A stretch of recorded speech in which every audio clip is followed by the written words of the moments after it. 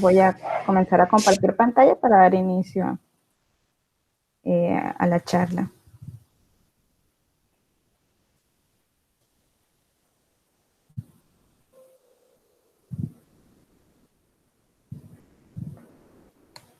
Les agradezco, por favor, me confirman si ya están viendo mi pantalla, si me escuchan bien. Sí. Bueno, gracias.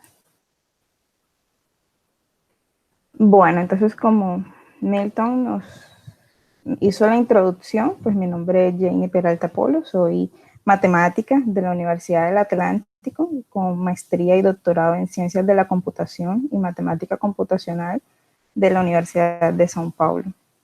Y pues en esta ocasión vengo a hablarles un poco de lo que trabajé allá en la Universidad de São Paulo durante mi doctorado, que fue programación no lineal o modelos de programación no lineal aplicados al problema de corte. Entonces comencemos hablando un poco de pues qué son los problemas de corte y dónde estos se aplican, por qué estos son importantes. Entonces un problema de corte se presenta en la industria cuando tenemos una materia prima que viene dada en un tamaño grande, y digamos que todos vienen del mismo tamaño, entonces por eso aquí hacemos alusión de que son tamaños estandarizados, y pues la industria necesita tomar esa materia prima, cortarla y llevarla a tamaños más pequeños para ser utilizados, y digamos a partir de ahí ellos hacen sus productos, llevan a cabo su producción. Y pues estos tamaños más pequeños a menudo son no estandarizados, ¿cierto? No todos, digamos, necesariamente van a tener la misma forma. Este problema de corte o la solución a este problema de corte, digamos que su principal aporte o beneficio es la reducción de costos, ya que con este se trata de reducir los residuos de materia prima, y pues esto nos llevaría a una reducción en los costos de producción. Este problema es aplicado a muchísimas industrias, creo que toda industria donde tenga producción, donde necesite a partir de materia prima crear sus productos para, digamos, comercializar, pues ahí se va a ver los problemas de corte. Entonces, yo acá les hice, digamos, como que una imagen para tratar de diferenciar un poco entre los que son, digamos, rectangulares y no rectangulares. Pero digamos que aquí, por ejemplo, vemos que en industrias que trabajen con vidrio, con papel, con madera, sin embargo, podemos encontrar también industrias que trabajen con vidrios y pues necesiten cortar sus vidrios de forma no rectangular. Entonces, digamos que se pueden como que no necesariamente el de vidrio va a estar siempre encajado en rectangular y digamos que el textil siempre va a estar encajado en no rectangular. Digamos que cada uno de estos pueden estar en ambos conjuntos, tanto en rectangular como en no rectangular. Quería caer a llamar la atención, pues que el problema de corte, digamos, podemos verlo desde una visión donde lo que necesitamos cortar sea de forma rectangular, ya que para este caso, digamos, el problema sería más sencillo de resolver. Diferente de decir lo que nosotros queremos cortar son piezas no rectangulares, digamos que ya el tratamiento para este tipo de problemas es un poco ya, digamos, necesita ser más estructurado, porque ya no es simplemente poner ahí los rectángulos y ver que uno no esté encima del otro y se acabó. Digamos que acá en el no rectangular, que es el que vamos a tratar en el día de hoy, digamos que es el que requiere de un poco más de esfuerzo. Entonces, digamos que este problema, ¿cierto?, hace parte de una planeación de corte, donde vemos que una industria necesita crear un producto X, digamos en este caso una camiseta, y para eso, para crear esta camiseta, ya necesita de varias piezas. Estas piezas, aquí como ustedes pueden ver, son no rectangulares, y a partir de estas piezas que con ellas se crea el producto, necesitamos, o estas piezas se obtienen de una materia prima, digamos, por ejemplo, en este caso sea una tela. Esa tela viene en un rollo, digamos que tiene un ancho fijo, por ejemplo, que es el mismo problema que nosotros vamos a tratar aquí, pero ya el largo, digamos que nosotros lo podemos considerar ya, digamos, un largo bastante grande, que nosotros acá en el problema lo decimos como ilimitado. Sin embargo, se sabe que en las industrias esto va a tener un largo fijo también, pero nosotros acá nos centramos es en que el ancho va a ser fijo y nosotros queremos es minimizar digamos, a lo largo del material. Entonces, esta planeación de corte, ¿cierto?, se da por la necesidad de minimizar los efectos negativos de los residuos en el costo de producción. Nosotros queremos minimizar esos residuos de este material, de materia prima, porque ahí, digamos que de pronto en la industria textil puede que algunas telas sean bastante costosas, o si es algún otro tipo de industria que la materia prima, digamos, sus costos sean bastante elevados, digamos que se preocupan por tratar de minimizar esos residuos y, pues acá sería donde mejor se aplicaría este problema, donde tratamos de colocar de una mejor forma estas piezas. Entonces, ¿por qué trabajamos o por qué la programación no lineal para este problema? Digamos que este problema ha sido ampliamente estudiado desde la programación lineal. Más recientemente ya se viene estudiando desde la programación no lineal y pues el principal motivo de este es la rotación, porque en la programación lineal se consideran las piezas siempre puestas de una misma forma. Y en la programación no lineal nosotros queremos colocar las piezas de cualquier forma, girarlas de tal forma que yo las pueda encajar mejor y con esto conseguir una reducción mayor o una reducción mayor del desperdicio, digamos que el desperdicio cada vez sea menos. La rotación va a hacer con que esto se consiga. Entonces vemos acá, por ejemplo, un problema de corte con rotación libre. Tal vez acá ustedes puedan observar las figuras o las piezas que se están poniendo. Estas aquí ustedes ven que estos cuadraditos están ahí, digamos, como que alineados en una posición fija. Y si nosotros aplicamos una rotación, digamos, ahí nosotros pudiéramos acomodarlo de una forma que nosotros reducimos la cantidad de material usado para cortar todas estas piezas. Aquí nosotros podemos ver que hay una cantidad y en el mismo cuadrito vemos que podemos compactar más estas piezas, digamos, economizando esta cantidad de producto, de materia prima, que pues si es una materia prima que es costosa, cualquier ahorro va a ser grande. Entonces vamos ya a definir cómo es este problema. Entonces el problema nosotros lo definimos como que queremos posicionar piezas, que en el caso son piezas irregulares, quiere decir que no van a ser únicamente rectángulos, en una placa que, como les decía, va a tener un ancho fijo. Por ejemplo, una tela que, digamos, ella viene de 1,50 m de ancho, pero, digamos, el largo va a ser un largo que en el caso nosotros vamos a considerarlo ilimitado. Y pues nosotros queremos posicionar estas piezas de tal forma a evitar estas dos cosas que pues sería lo que no se pudiera dar, y es que una pieza se salga. Aquí podemos ver que la pieza se está saliendo un poco de nuestra placa. Esto no podemos permitirlo, ¿cierto? Porque aquí no podemos sacar entonces nuestra pieza completa, y tampoco podemos permitir que dos piezas se sobrepongan. No puede quedar una encima de la otra porque ahí no vamos a poder cortar las dos. Entonces digamos que estas son las dos restricciones que nosotros debemos cuidar, que en nuestro modelo no suceda esto y digamos, lograr una reducción en el material, pero de forma óptima. No queremos lograr una reducción, pero con unas piezas que se están saliendo de nuestra materia prima, o que están quedando unas encima de otras, que pues eso tampoco es lo adecuado. Entonces, vamos ya a cómo nosotros modelamos este problema. Entonces, como vemos, ¿cierto? Lo que queremos es ubicar las piezas de tal forma que yo pueda utilizar la menor cantidad posible del material, considerando que esto tiene un ancho fijo. Entonces yo lo que quiero es, digamos, compactarlos más hacia acá, que este Z sea cada vez menor. Entonces yo lo que voy a minimizar es este Z. Pero ¿quién es este Z? Este Z es el mayor, por eso aquí está el máximo, el mayor X sub Y sub L. ¿Quién es este X sub Y sub L? Es un vértice de cualquier una de las piezas que yo voy a tener acá. Ahora ustedes me preguntan, ¿pero por qué vértices? Si las piezas son irregulares y pueden que estén dadas de otra forma. De eso vamos a hablar ahora. Las piezas acá en este problema nosotros las estamos representando por polígonos y por eso hablamos entonces de vértices.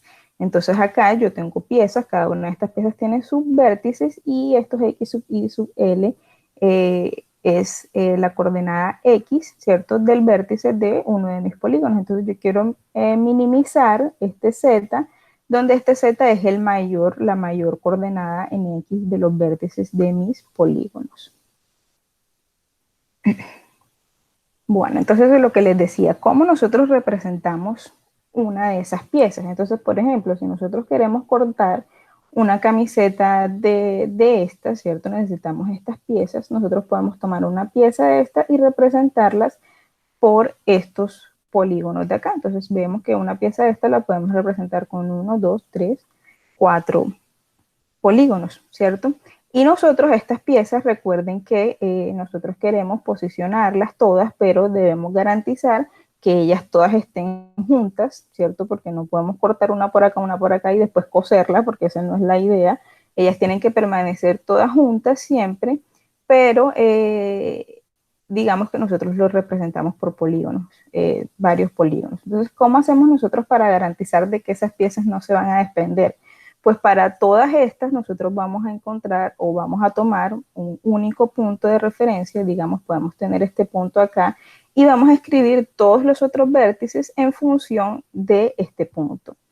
Y la rotación que nosotros les demos a esta pieza en el modelo, pues todos estos polígonos van a tener que tomar la misma rotación, la misma traslación.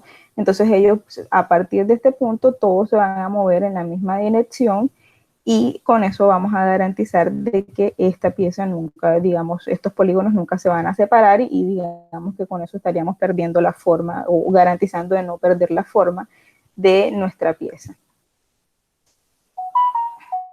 ¿Ok?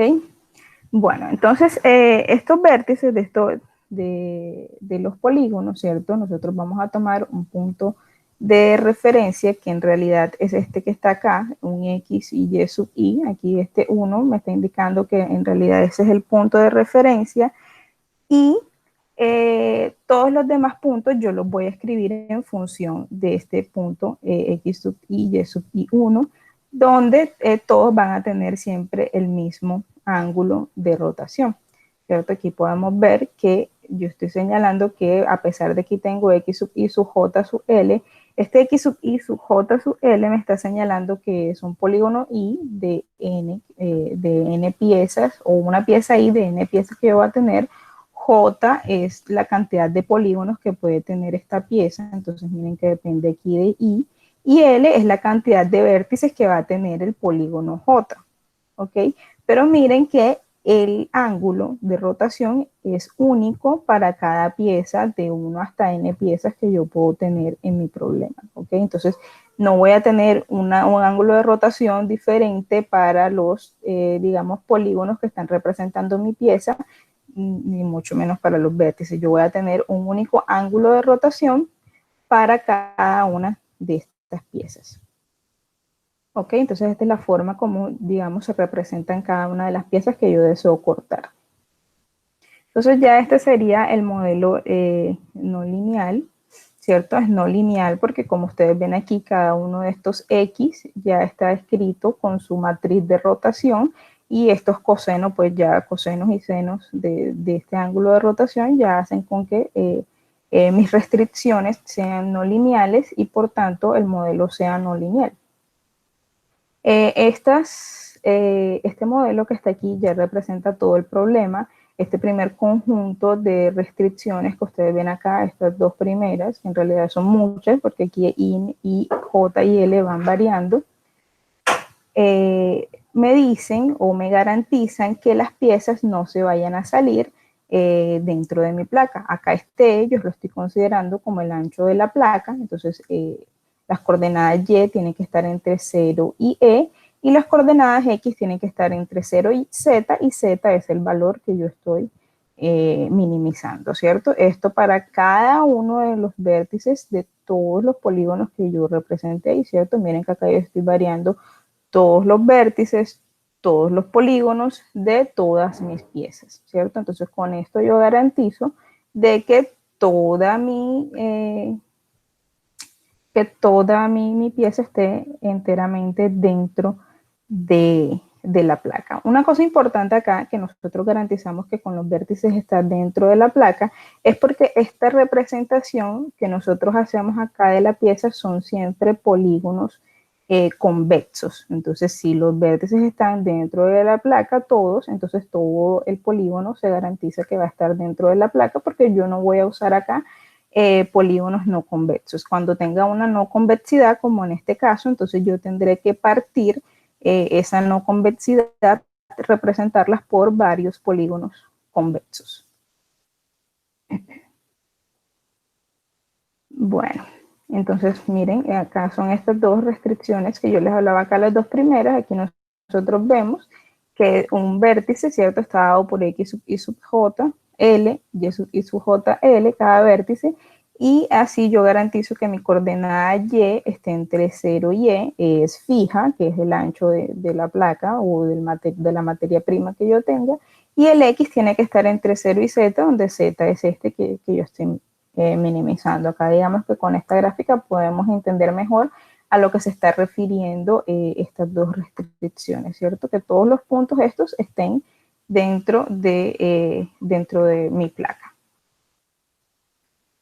Bueno, la otra restricción o los otros conjuntos de restricciones hacen referencia a garantizar de que las piezas no vayan a estar una encima de otra, ¿cierto? De que no se me vaya a dar esto que yo tengo acá, de que una pieza quede sobrepuesta con la otra.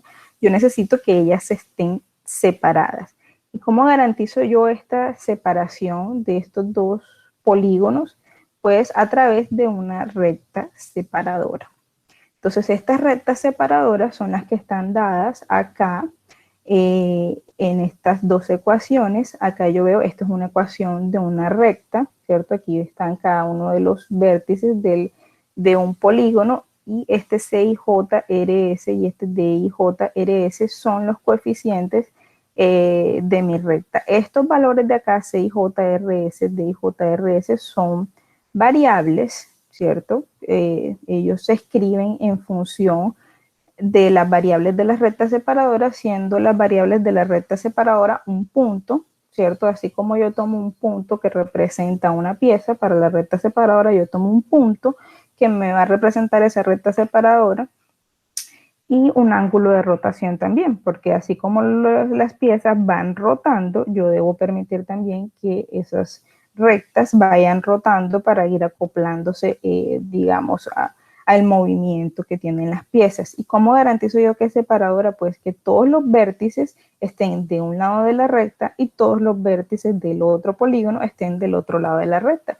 Entonces acá, digamos, hacemos referencia a los vértices de la pieza I, ¿cierto? Ahí el J varía en I, y acá los vértices de la pieza R, ¿cierto? Y S hace referencia a los polígonos de la R. Entonces yo necesito que todas las piezas estén de un lado de la recta y todos estén acá del otro lado de la recta. Por eso menor o igual que 0 y mayor o igual que 0, digamos, porque menor o igual o mayor o igual, porque algunos puntos pueden quedar encima de la recta. Eso digamos que estaría diciendo que se están apenas tocando, pero no permite de que estos vértices se pasen para un lado ni estos vértices se pasen para otro lado. Acá ustedes ven que estos C, I, J, R, S, acá depende también del J, ¿cierto? J son digamos, los polígonos que representan a la pieza I, y es porque yo necesito tener rectas que me estén separando cada polígono de acá con los polígonos de otra pieza. ¿Por qué? Por la misma no convexidad. Si volvemos un poco acá a la pieza, si yo pasara una recta por acá encima, voy a perder este espacio que tengo aquí dentro de la camiseta donde yo pudiera ubicar alguna otra cosa. Digamos, aquí yo pudiera colocar esta pieza inclinadita aquí así. Entonces yo por eso necesito es rectas separadoras que me estén separando cada uno de los polígonos y no la pieza en general. ¿Por qué? Porque así yo puedo trazar una recta separadora por acá así y puedo permitir entonces que entre una pieza acá. Entonces esas rectas separadoras no son para la pieza completa, sino para cada polígono que está representando la pieza. Por eso acá estos C y J que ustedes ven acá, eh, no dependen únicamente de la pieza, sino también de los polígonos que están representando esa pieza. ¿Ok? Entonces acá digamos que los que les comentaba, ¿cierto? Las rectas separadoras también rotan libremente, que necesitamos una recta separando cada polígono P y J del polígono PRS, y que el I tiene que ser diferente de R. O sea, yo no necesito rectas que estén separando, digamos, los polígonos que pertenecen a una misma pieza, sino que yo necesito rectas que estén separando polígonos de diferentes piezas. Y pues lo que les comentaba, para cada pieza y para cada recta, yo uso únicamente 3 variables. Digamos que esto es uno de los aportes más relevantes de este estudio, ya que eso es una cantidad pequeña de variables, porque todos los otros vértices y toda la demás recta se escriben a partir de estas 3 variables. Entonces, para cada pieza yo necesito apenas las coordenadas de un punto de referencia y el ángulo de rotación.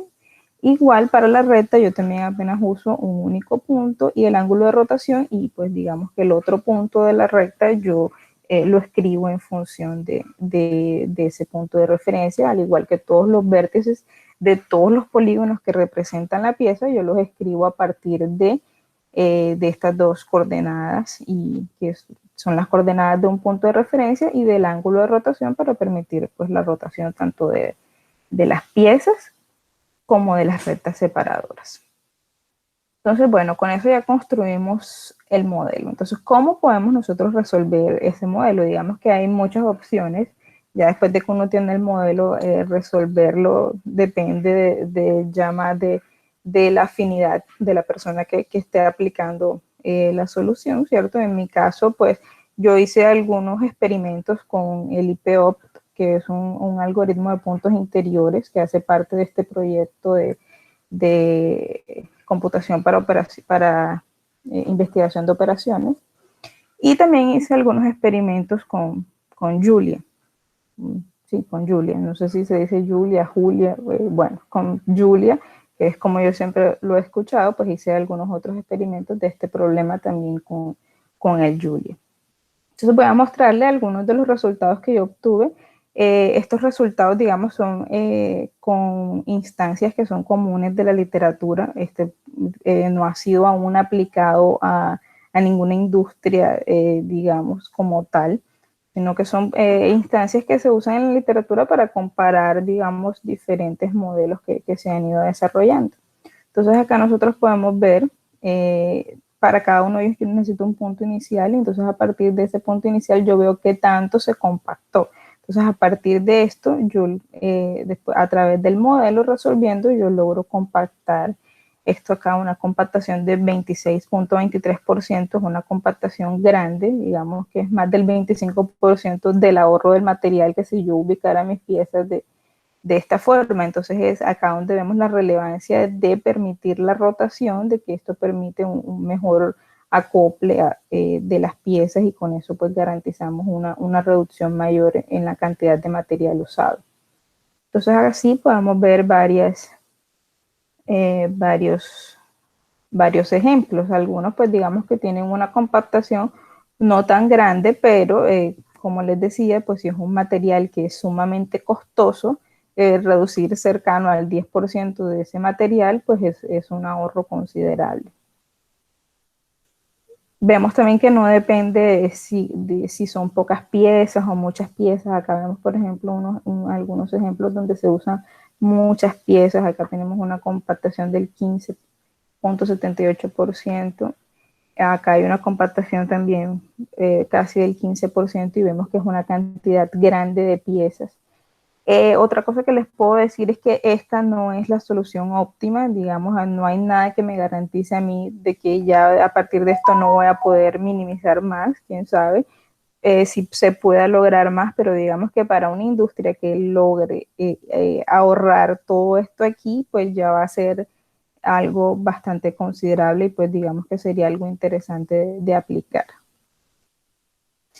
Y pues como para finalizar, quería comentarles que además de círculos, yo trabajé adicionalmente con la representación de piezas usando también, perdón, además de polígonos, usé la representación de piezas usando círculos, digamos ya para tratar de darle una representación mejor a esas figuras, ¿cierto? Porque si yo uso partes de círculos para representarlas, digamos que puedo obtener una mejor representación y pues a medida que estén mejor representadas esas piezas, mayor va a ser la reducción que yo voy a conseguir.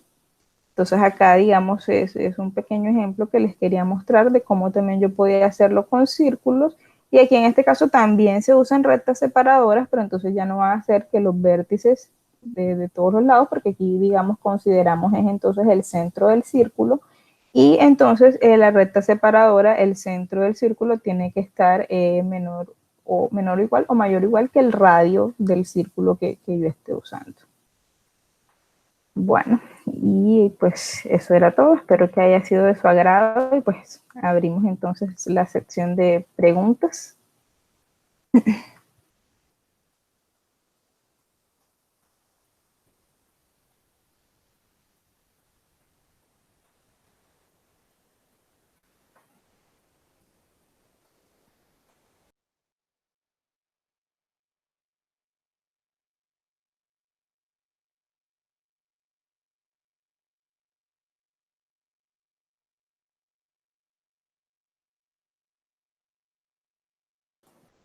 ¿No tiene ninguna pregunta?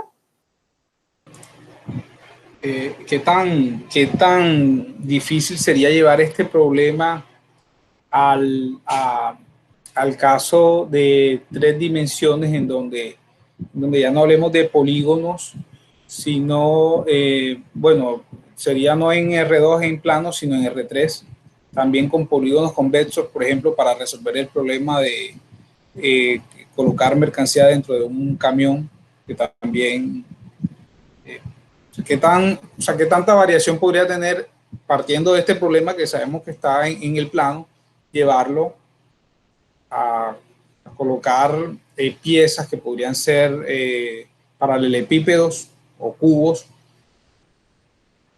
y que también podrían tener un tema de rotación, podrían tener un tema de posición, no, obviamente todas las restricciones de que no se traslape una caja con otra porque no es posible.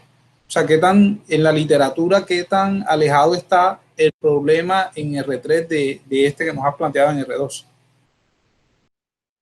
Bueno, ya en la literatura se ha estudiado un poco este problema y pues digamos que si yo quisiera extender o ya incluso digamos, ya yo empecé a trabajar un poco sobre esto, pero no es nada que ya esté terminado y que ya haya sido un estudio concluido, pues la idea sería en ese entonces trabajar ya no con rectas separadoras, sino con planos separadores. Entonces, digamos que sería extender un poco el estudio hacia eso. Este estudio con rectas separadoras antes fue hecho de forma vectorial, entonces digamos que esa forma vectorial permite ya escribirlo para otras dimensiones mayores.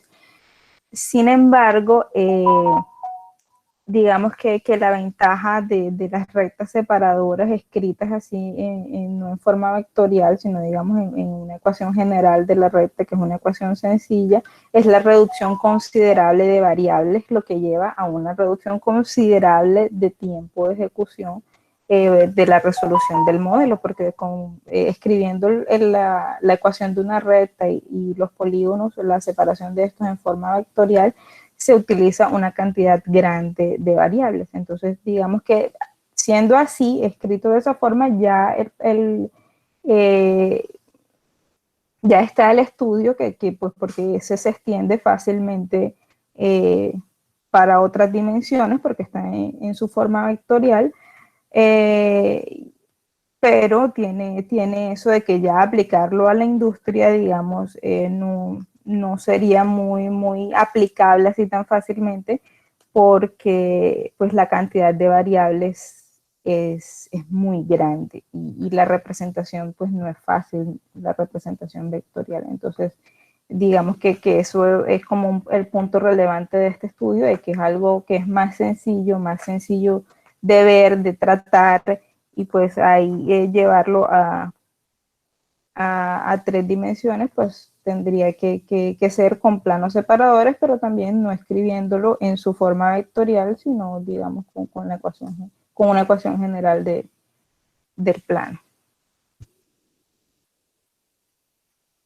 Ok, gracias. Muy bien. Bueno, señores, si tienen preguntas, pueden abrir el micrófono. Sí. Buenas noches a todos. Buenas noches, Jenny. Sí, tengo una pregunta. Primero felicitarte por Elías Niño. Primero felicitarte por ese el excelente trabajo. En verdad que llevar un problema de este tipo a una representación de solamente 3 variables por pie es algo bastante interesante. La pregunta que tengo más relacionada con la solución del problema. La solución. Por ejemplo, el tipo de problema que planteas normalmente se soluciona mediante una función lagrangiana en el cual todas las restricciones que planteas pasan a ser parte de tu función de costo y luego, bueno, calculas el gradiente y igualas a 0 o numéricamente se soluciona el problema. En este caso la solución debe ser numérica por el tipo de función que tiene, que es altamente no lineal, sobre todo porque envuelves el coseno de tus parámetros. Al yo ver el coseno de tus parámetros, me imagino que este problema tiene una cantidad de soluciones impresionantes, de las cuales algunas serán factibles, otras no. Normalmente cuando solucionas un problema de esto, ¿cuál es el porcentaje de éxito? Porque tú mostraste 2 ejemplos claramente, pero si yo tuviese muchos benchmarks, o sea, muchos casos y solucionara en promedio, ¿cuál sería el ahorro que se observa con la implementación de tu método o con la solución del modelo que propones, más bien? Porque el método de solución es una cosa, el modelo entiendo que es tu contribución.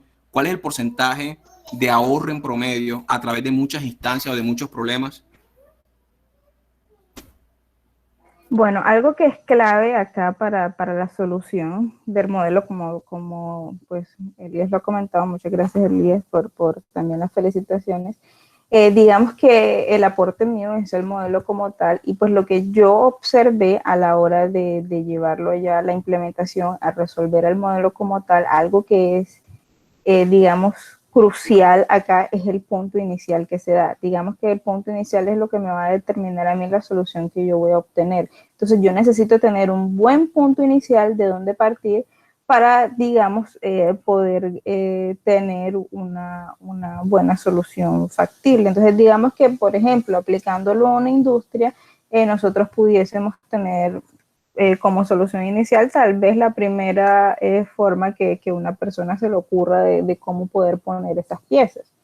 Que esa puede ser la solución óptima, pues es posible que la persona viéndolo ya consiga una mejor observación de eso, pero digamos, si se necesita colocar una cantidad muy grande de piezas, pues ya la persona no va a conseguir pues tener una visión amplia de ver cómo todas las está colocando y pues si va a ser una solución óptima o no. Entonces digamos que depende de eso, de la solución inicial que yo tenga. Incluso en el estudio que se hizo, digamos, esa solución que se presenta ahí no fue la primera solución que se obtuvo.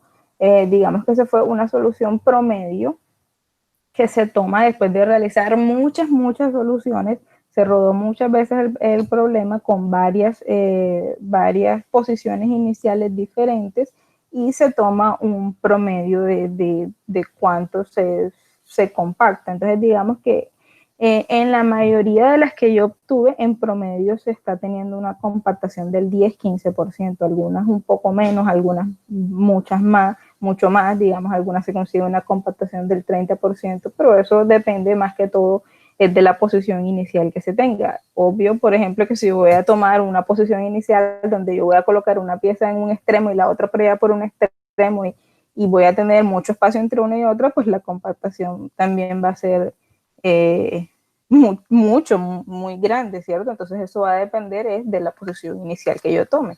Si ya es una posición inicial que ya están bastante juntas, pues digamos que el modelo va a lograr compactar poco. Sí, yo creo que hablar aquí de óptimo no es relevante porque en la industria, pues, en un momento, si uno observa, y por eso pregunté más por el porcentaje, que si efectivamente encontramos un óptimo o no, es porque en verdad lo que importa es ese promedio de compactación, por si lo podemos decir de esa forma, porque eso es lo que realmente va de alguna forma manifestarse, evidenciarse en lo que es la parte de la reducción de costos y todo esto, ¿no? Pero no, muy interesante, Exacto. muy chévere, muy chévere. Muchas gracias. Gracias a ti. Hola Jenny, buenas noches. Te habla Du. Y bueno, quedo bien contenta con este desarrollo y empieza mi mente entonces a agregarle más cosas a lo que, más variables a lo que habías hecho, porque es un excelente ejercicio para corte en tela en la industria manufacturera, que también puede servir para la industria maderera, para las personas, para la industria que hace piezas con acero, y ahí entrarían entonces otras variables en todas esas ecuaciones del modelo que tú estás haciendo, porque de repente las telas pueden variar y algunas pueden tener ese error que allí no está contemplado dentro del modelo. Entonces me dejas así como pensando muchas cosas, de verdad. Muchísimas gracias por compartir tus conocimientos y hacernos pensar un poquito. Mil gracias.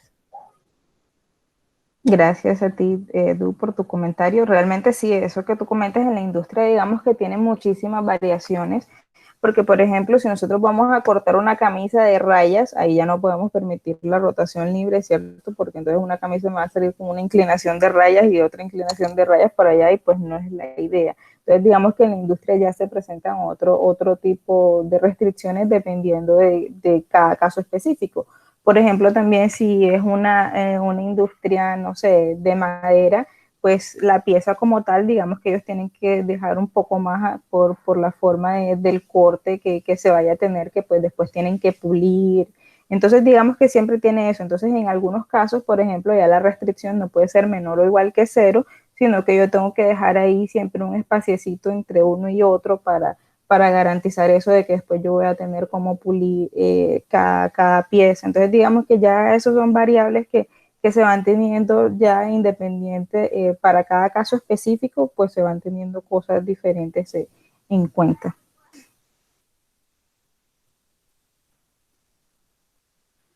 Hola Janie, ¿cómo estás? Te habla Melissa Tecillo. Tengo una pregunta. ¿Has logrado hacer algún tipo de prueba en la industria? O sea, ¿has implementado el modelo? Si lo has hecho, ¿con qué plataformas, digamos que a nivel de máquinas, lo has logrado hacer? Y los tiempos pues, que te toma correr los modelos, como muy bien lo dices, dependiendo de los materiales o de las piezas que vayas a cortar. Y súper chévere la presentación, de verdad, muy, muy aplicado.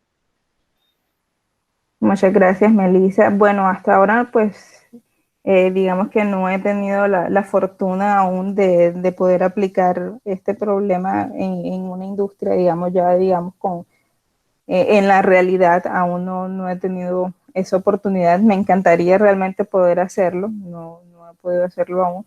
Y en cuanto a los tiempos, pues los tiempos para correr estos con esa cantidad de variables que es muy grande, digamos, para ejemplos que si nosotros tenemos que poner, digamos, unas 10.000 piezas, por ejemplo, ya ahí la cantidad de variables va a ser grande, ¿cierto? Porque digamos que esas 10.000 piezas, cada una va a tener una cantidad de polígonos diferentes y ahí las rectas separadoras es la que me va a aumentar el número de variables, a pesar de ser, digamos, que el modelo considere pocas variables. A la medida que yo vaya incrementando los ítems o las piezas, va a ir incrementando el número de variables, el número de restricciones y por tanto el modelo va a demorar un poco más.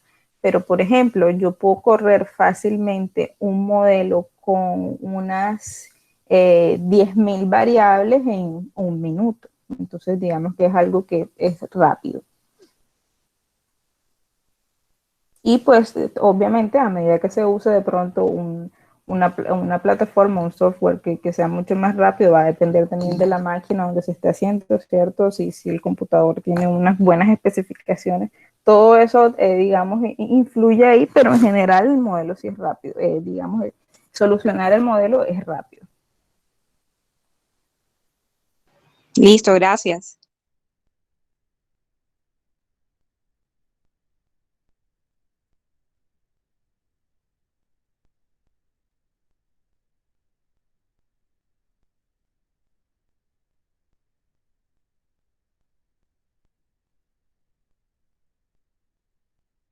Bueno, no sé si ya nadie más tiene preguntas. Milton, no sé si vamos cerrando o si alguien más quiere hacer alguna otra pregunta.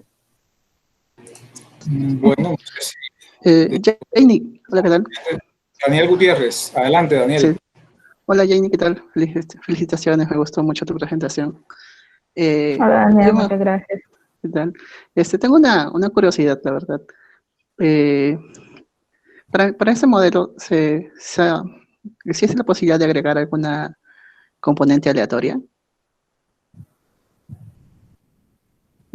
¿Cuál sería el caso específico? No sé. Sí, exactamente, porque el problema es determinístico, ¿no? Entonces mi pregunta es Sí.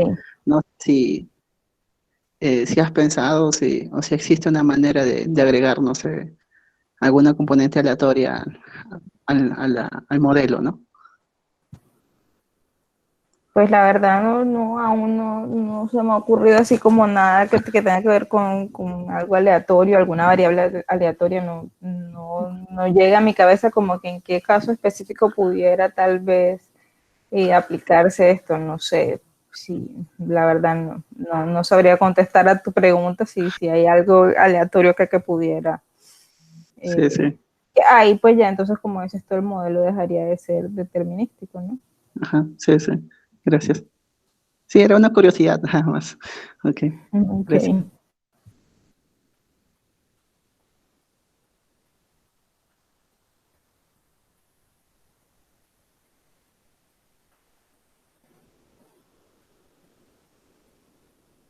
Okay. Ok, bueno, si tenemos otra pregunta para hacerle a nuestra invitada especial.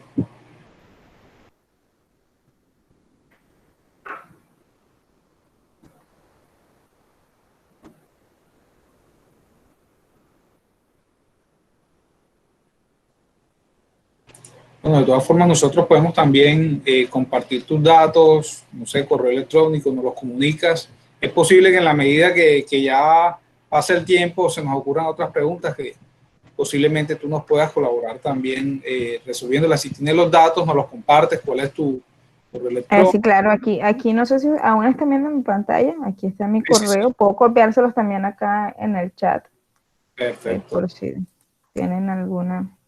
Sí, claro que sí, ahí tenemos el contacto para seguir haciendo preguntas que vayan saliendo y en la medida que va pasando el tiempo se le van a uno ocurriendo las preguntas. Excelente, Janie, queremos agradecerte por esta muy buena presentación que nos has hecho. La presentación muy bien argumentada. Estamos en contacto. Bueno, quería recordarles que esta charla hace parte de un grupo de charlas del grupo de Meetup de Data Science, Big Data Science. Nosotros le vamos a enviar a su correo electrónico una encuesta para que por favor nos den sus opiniones con respecto al manejo de la charla. En mi caso particular, me pareció muy buena tu presentación, pero queremos el feedback general. Bueno, agradecerles a todos, que estén muy bien. Gracias, Janie, gracias a todos los asistentes por su tiempo. Gracias, Milton, por la invitación y gracias a todos por asistir. Y pues como dice Milton, cualquier cosa pueden escribirme directamente a mi correo que con gusto atenderé sus preguntas. Gracias, Janie. Muchas gracias. Bueno, Gracias. hasta luego.